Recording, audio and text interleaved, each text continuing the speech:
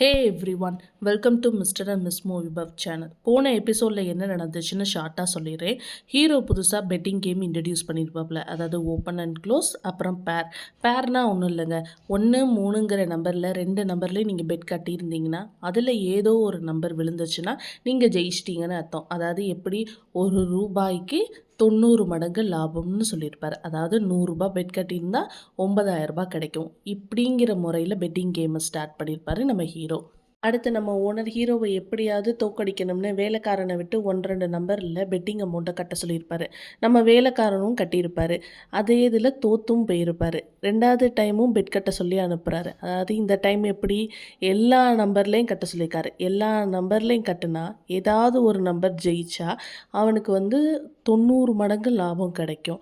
அதாவது பெரிய அமௌண்ட்டு. ஒரு இதில் ஜெயிச்சாலே பெரிய லாபம் தான். இவங்களுக்கு ரொம்ப லாஸ் ஆயிரும் நம்ம ஹீரோவுக்கு. இப்படிங்கிறதுல யோசிச்சு நம்ம வேலைக்காரனை அனுப்பிச்சி விட்றாரு. நம்ம ஹீரோவுக்கும் பதட்டமாயிருதும். வேறு வழி இல்லாமல் சரி நம்ம விளையாண்டு தான் ஆகணும்னு அதையும் அக்செப்ட் பண்ணிக்கிறாரு நம்ம ஹீரோ கார்டு எல்லாத்தையும் சஃபில் பண்ணிவிட்டு எல்லார் முன்னாடி அடுக்கி வச்சு யாராவது ஒரு ஆள் சூஸ் பண்ணி எடுங்கன்னு சொல்லவும் கூட்டத்திலேருந்து ஒருத்தவர் அந்த கார்டை பிக் பண்ணி எடுக்கிறாரு. அது பார்த்தா நம்ம ஓனர் சூஸ் பண்ணியிருந்த நம்பர். அதை பார்த்ததும் வேலைக்காரனுக்கு சந்தோஷமாயிருது. நம்ம ஹீரோவுக்கு அதே சமயத்தில் வருத்தமாயிடுறாரு. இங்கே ஜெயிச்ச வேலைக்காரையும் சொன்ன மாதிரியே 90 மடங்கு பணம் தருவலேன்னு கேட்குறாரு. ஆமாம் தரேன் வாங்கன்னு கூட்டிகிட்டு போகிறாரு. அவன்கிட்ட இருந்த எல்லா பணத்தையும் எடுத்து கொடுக்குறாரு. இன்னும் ஆனால் பணம் கொஞ்சம் குறைச்சலாக இருக்கவும் தன்னோட ஃப்ரெண்டுக்கிட்ட உங்ககிட்ட இருக்கிற பணத்தை கூட நான் அப்புறமா தரேன்னு சொல்ல அவரும் பணத்தை கொடுக்குறாரு. அப்படியே கொடுத்தும் இன்னும் அமௌண்ட்டு குறைச்சலாக இருக்குது. எப்படியாவது நான் இன்னைக்குள்ளே கொடுத்துறேன்னு சொல்கிறாரு. நீ நியாயமானவேன்ப்பா, எப்படியாவது நீ கொடுத்துருவேன்னு எனக்கு தெரியும் அப்படின்னு சொல்லிட்டு வேலைக்காரன் ஓனர்கிட்ட போய் இன்றைக்கி நம்ம எல்லாத்துலேயும் நம்ம ஜெயிச்சிட்டோன்னு சொல்லி சந்தோஷப்படுறாரு. ஆனால் முதலாளி இன்னும் அவன் என்கிட்ட தோக்கணும், நான் தான் ஜெயிக்கணும், இனிமே அவன் இந்த தொழிலை பண்ணவே கூடாது, இந்த தொழிலே வேணான்னு சொல்லிட்டு போயிடணும்னு சொல்கிறாரு அந்த முதலாளி. அடுத்த சீனில் வட்டிக்காரனை பார்க்க நம்ம ஹீரோவும் ஹீரோவோட தம்பியும் போகிறாங்க. இங்கே ஹீரோ வட்டிக்காரன் முன்னாடி ரோஜா பூவையும் ஸ்வீட் பாக்ஸையும் வைக்க வட்டிக்காரன் எனக்கு எதுக்கே பூன்னு தூக்கி போட்டுறான்.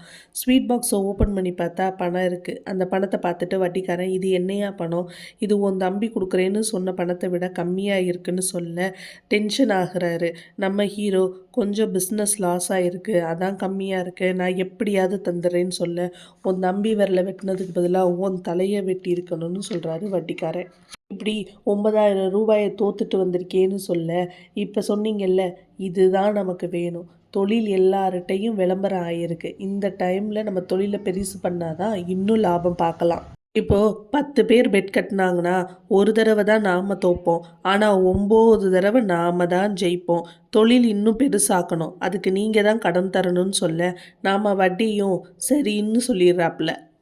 நம்ம ஹீரோ சொன்ன மாதிரியே பெரிய இடமா பார்த்து பிடிச்சிட்டாரு.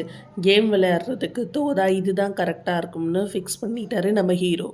அதே சமயம் நம்ம ஹீரோவோட ஃப்ரெண்டு நாங்கள் கேம் விளையாடுற இடத்த மாற்றிட்டோம், எங்கள் கேம் இன்னும் முடியலை, யாரும் முடிக்க வைக்கவும் முடியாது, யாராக இருந்தாலும் நாங்கள் புதுசாக ஆரம்பிச்சிருக்க இடத்துக்கு வாங்க அப்படின்னு சொல்கிறாரு நம்ம ஹீரோவோட ஃப்ரெண்டு. அதே நேரத்தில் இந்த பானையை இன்ட்ரடியூஸ் பண்ணுறாங்க. நம்ம முன்னாடி எப்படி கேம் விளையாண்டுருப்போம், எல்லோரும் நம்ம முன்னாடி வரிசையாக சீட்டை அடுக்கி வச்சுருப்பாங்க, அதுலேருந்து ஒன்று பிக் பண்ணியிருப்போம். ஆனால் இப்போ இந்த கேம் கிடையாது. ஒரு பானை இருக்கும், அந்த பானைக்குள்ளே எல்லா சீட்டையும் போட்டுருவோம். அதில் உங்களுக்கு எந்த சீட்டு பிடிச்சிருக்கோ அதை பிக் பண்ணி எடுத்து கொடுத்தீங்கன்னா அதுதான் ஜெயிக்கிறதுக்கான நம்பர்னு சொல்லி நம்ம ஹீரோ எல்லாருக்கிட்டையும் சொல்லி புரிய வைக்கிறாரு. அதே சமயம் நம்ம ஹீரோ ஒரே இடத்துல பிஸ்னஸ் பண்ணால் எப்போவுமே ஜெயிக்க முடியாது, நம்மளுடைய பிஸ்னஸ் எல்லாருக்கும் தெரியணும், அதனால் நம்ம வெவ்வேறு இடத்துல நம்ம பண்ணுவோம் அப்படின்னு டிசைட் பண்ணுறாரு. அதே போல் ஹீரோவோட ஃப்ரெண்டு ஃபேக்ட்ரிக்கும் ஹீரோவோட தம்பி காலேஜ்லேயும் இந்த மாட்டம் பண்ணுங்கள், ஏன்னா இளைஞர்கள் அதிகமாக இருக்கிற இடத்துல வச்சா தான் இந்த கேம் சூடு பிடிக்கும் அப்படின்னு சொல்லிட்டு ஸ்டார்ட் பண்ணுறாங்க. இப்போ நம்ம ஹீரோ புதுசாக 2-3 கேமை இன்ட்ரடியூஸ் பண்ணியிருக்காரு. அதாவது முன்னாடி பழைய கேம் எப்படி இருக்கும், ஓப்பன் அண்ட் க்ளோஸு பேரு இப்படி தானே வச்சுருப்பாங்க. 10 சீட்டை அடிக்க வைப்பாங்க, அதில் எந்த சீட்டு பிடிச்சிருக்கோ அந்த சீட்டை எடுத்துக்கங்கன்னு சொல்லுவாங்க.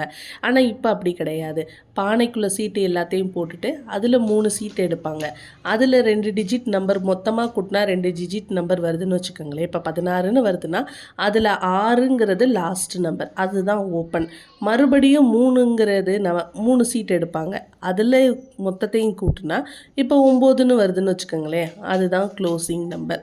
அந்த 2 நம்பரும் அந்த 6ஐயும் 9ம் பேருன்னு சொல்லி இன்ட்ரடியூஸ் பண்ணிடுறாங்க. இதை எல்லாரும் ஞாபகம் வச்சுக்கோங்க. இதுதான் இப்போ நம்ம புது கேமுன்னு சொல்லி நம்ம ஹீரோ இன்ட்ரடியூஸ் பண்ணுறாரு.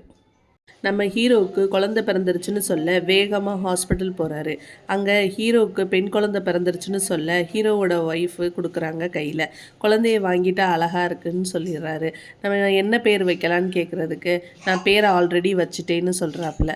என்ன பேர் வச்சுருக்கேன்னு கேட்டால் அன்மோல்ங்கிறாங்க. அழகாக இருக்க பேர், இதையே நம்ம பஜாருக்கு வச்சிடலான்னு நம்ம ஹீரோ டிசைட் பண்ணுறாரு. அதே சமயம் நம்ம ஹீரோ ஒய்ஃபுக்கு வளையல் கிஃப்ட் பண்ணுறாரு.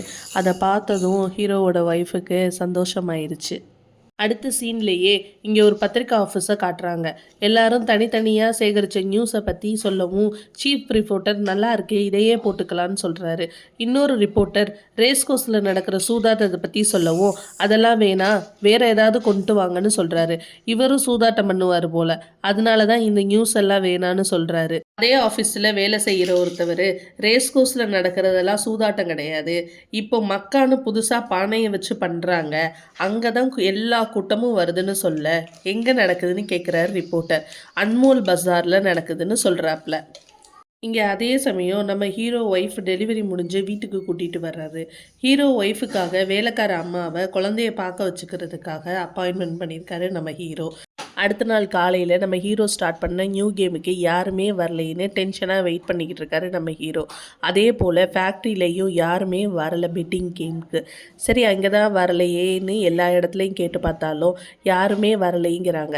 ப்ரைஸ் மணி அதிகம்னு சொன்னியான்னு நம்ம ஹீரோ கேட்க எல்லாமே சொல்லியாச்சு, ஆனால் யாருமே பெட் கட்ட வரலை, எல்லாருமே வந்துட்டு அன்னைக்கு கூலிக்கு சம்பாதிக்கிறவங்க தான், அவங்களால எப்படி பெட் கட்ட முடியும்னு சொல்கிறாரு. அதே போல் இங்கே பெட் கட்ட வர 1-2 பேரும் எல்லா நம்பர்லேயும் 10-10 பைசான்னு கட்டுறாங்க. இதெல்லாம் பார்த்துட்டு நம்ம ஹீரோவுக்கு டென்ஷன் ஆகுது. பெட்டிங் அமௌண்ட்டும் இன்க்ரீஸ் ஆகலை, ஆளுகளும் இன்க்ரீஸ் ஆகலை அப்படின்னு கொஞ்சம் வருத்தப்படுறாரு நம்ம ஹீரோ. அன்றைக்கி நைட்டே ஹீரோட ஃப்ரெண்டு நம்ம ஒரு அடி எடுத்து வச்சா பின்னாடி 3 அடி எடுத்து வைக்கிற மாட்டோம் இருக்குன்னு சொல்லி புலம்பிக்கிட்டு இருக்காரு.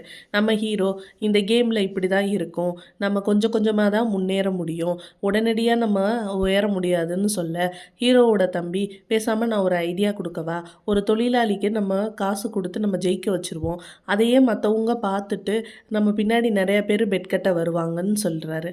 ஹீரோ ஏன்டா அறிவு இருக்கா உனக்கு, நம்ம விளையாடுறது நியாயமான கேமு, யாரையும் ஏமாற்றக்கூடாதுன்னு, என் கேமில் எப்போவுமே நியாயமாக தான் இருக்கணும், மற்றவங்கள மட்டும் நான் ஏமாற்ற மாட்டேன்னு சொல்கிறாரு நம்ம ஹீரோ.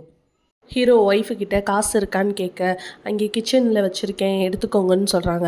அங்கே போய் எல்லா டப்பாலையும் செக் பண்ணி பார்த்தா ஒவ்வொரு டப்பாலையும் 5 ரூபா 10 ரூபாய் 20 ரூபாய் இப்படின்னு நம்ம ஹீரோவோட ஒய்ஃப் வச்சுருக்கதை பார்த்துட்டு ஏன் ஒரே டப்பாவில் வைக்க மாட்டியான்னு நம்ம ஹீரோ கேட்குறாரு. என்னோட சேவிங்ஸ் மெத்தடு இதுதான் அப்படின்னு ஹீரோவோட ஒய்ஃப் சொல்ல ஹீரோவுக்கு டக்குன்னு ஒரு ஐடியா தோணிடுது, ஏன் நம்மளோட கேம்லேயும் இதே மாட்டை இம்ப்ளிமெண்ட் பண்ணக்கூடாதுன்னு.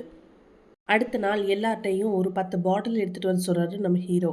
இப்போ நம்ம கேம் ஸ்டார்ட் பண்ணியாச்சு, ஆனால் அப்பப்போ பிரேக் ஆகி நிற்கிது, தள்ளி ஸ்டார்ட் பண்ண வேண்டியதாக இருக்குது, அதனால் நம்ம கேமில் சின்னதாக மாடிஃபிகேஷன் பண்ணியிருக்கேன், ஆனால் அதே கேமு தான் சொல்கிறாரு நம்ம ஹீரோ. இப்போ நான் 10 ரூபா பெட் கட்டணும்னு நினைக்கிறேன்னா அந்த 10 ரூபாயை ஒரு பாட்டிலுக்குள்ளே போட்டு அந்த பாட்டில் நம்பர் எனக்கு விழுந்துச்சுன்னா தான் நான் ஜெயிச்சிட்டேன்னு அர்த்தம், இல்லைன்னா தோத்துட்டேன். இதுவே அந்த 10 ரூபாயை 1 ரூபாயாக பிரித்து நான் 10 பாட்டில்லையும் போட்டேன்னா அதில் எந்த நம்பர் விழுந்தாலும் நான் ஜெயிச்சிட்டேன்னு அர்த்தம், எனக்கு லாபம் தான் ஆனால் நஷ்டம் கிடையாது இப்படின்னு ஹீரோ எக்ஸ்பிளைன் பண்ணுறாரு. இது போல் பெட் கட்டுறவங்களுக்கு நஷ்டம் ஆகாது, லாபம் தான், ஆனால் சந்தோஷமாக இருப்பாங்க. அதே போல் 3 பிரிவாக கேமை பிரித்து வச்சிருக்கு.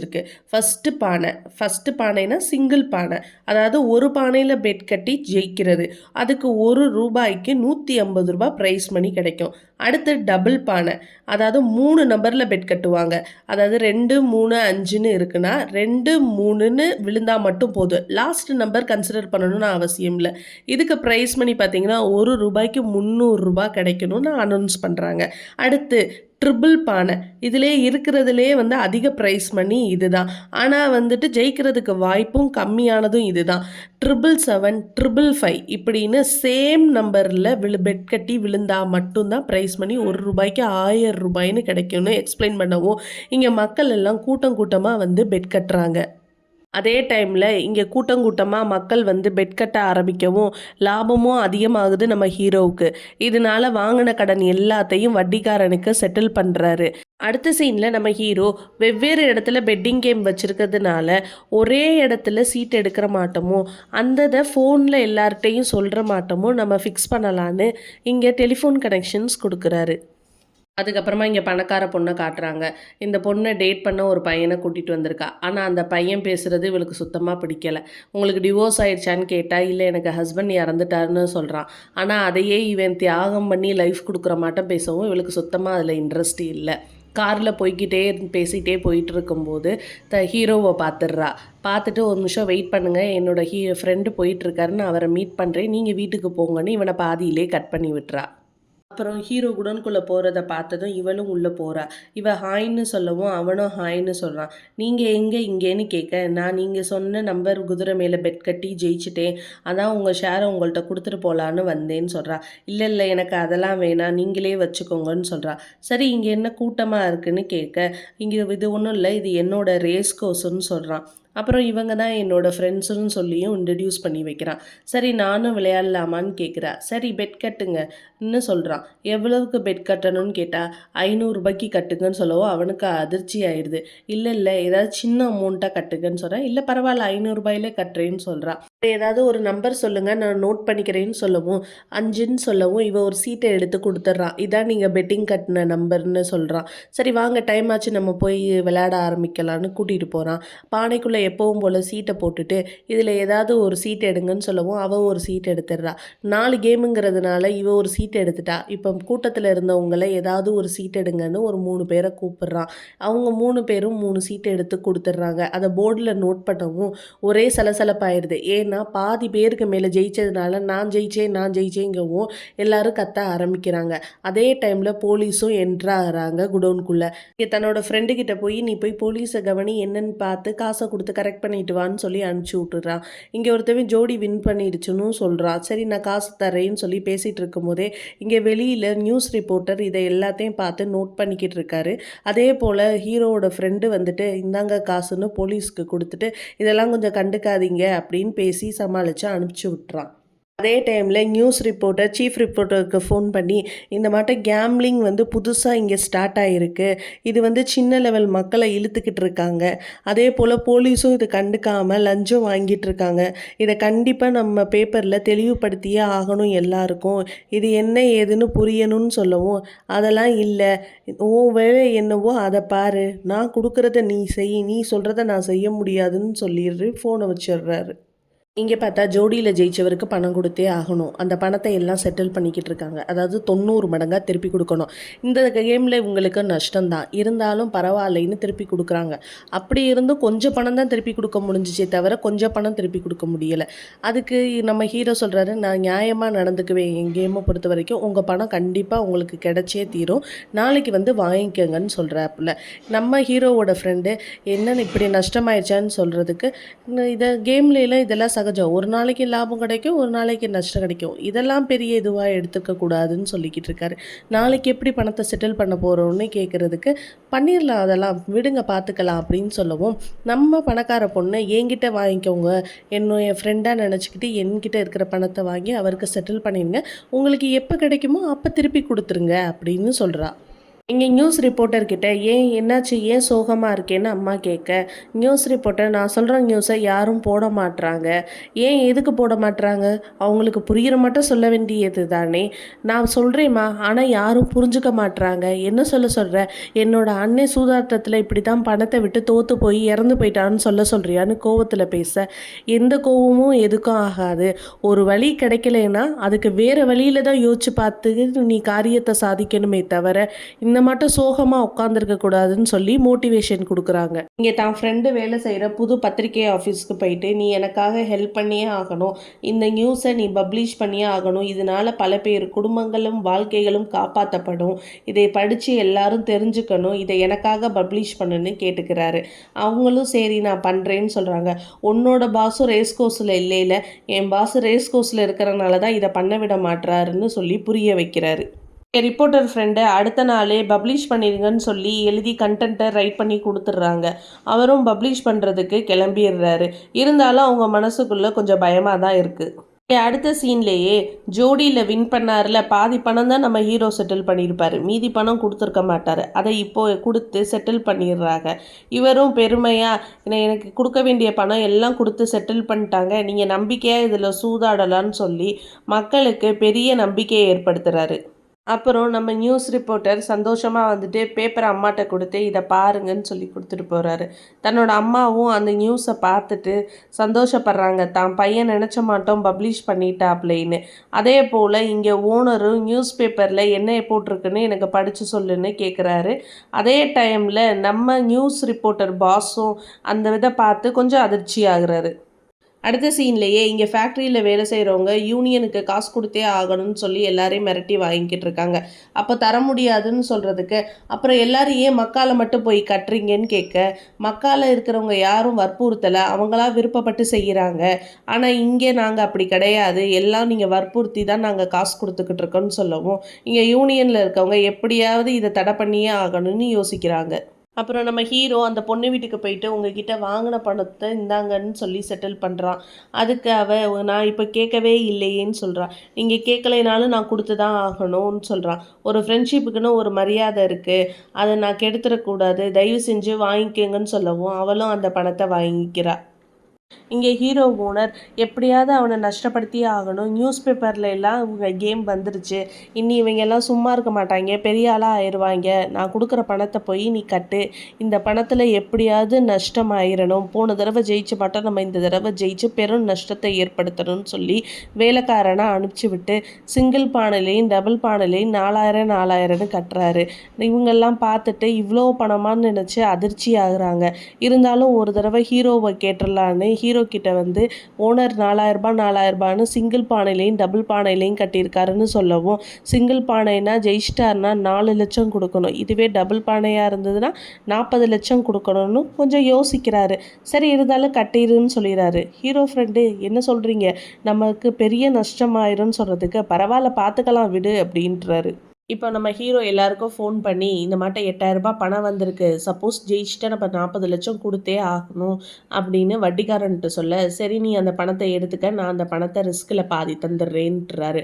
நம்ம ஹீரோ ஃப்ரெண்டு ரிஸ்கில் பாதினா என்னன்னு கேட்க, ஒன்றும் இல்லை, ஜெயிச்சா நமக்கு இந்த நான் 8000 பாதி அவருக்கு கொடுக்கணும், அப்படி சப்போஸ் தோத்துட்டோம் அப்படின்னா 40 லட்சத்தில் நான் 20 லட்சமும் அவர் 20 லட்சமும் கொடுக்கணும்னு சொல்லி புரிய வைக்கிறாரு. ஹீரோ ஃப்ரெண்டு நமக்கு இந்த ரிஸ்க் தேவைதானான்னு கேட்க, ஆமாம் நமக்கு இதுக்கு வேணும், நம்ம கேமை பெருசுப்படுத்தணும்னா நமக்கு இந்த மாட்ட பெரிய பெரிய அமௌண்ட்டு உள்ளே வந்தே ஆகணும்னு சொல்கிறாரு. இன்றைக்கான பெட்டிங் கேம் முடிஞ்சதும் ஹீரோ டோரை நல்லா க்ளோஸ் பண்ணிவிட்டு வரேன், நீ போன ஃப்ரெண்டை அனுப்பி விடுறாப்புல. நல்லா டைட்டாக க்ளோஸ் பண்ணிவிட்டு பேக்கில் எல்லாம் இருக்கான்னு செக் பண்ணிவிட்டு போகும்போது 4 பேர் வந்து சுற்று போட்டுறாங்க. பேக்கில் இருக்கிற பணத்தை கொடுன்னு மிரட்டுறாங்க. இதோட இந்த எபிசோடு முடிஞ்சுது. அடுத்த எபிசோடில் உங்களை மீட் பண்ணுறேன். மறக்காமல் நம்ம சேனலை லைக், சப்ஸ்கிரைப் பண்ணுங்கள். பாய்.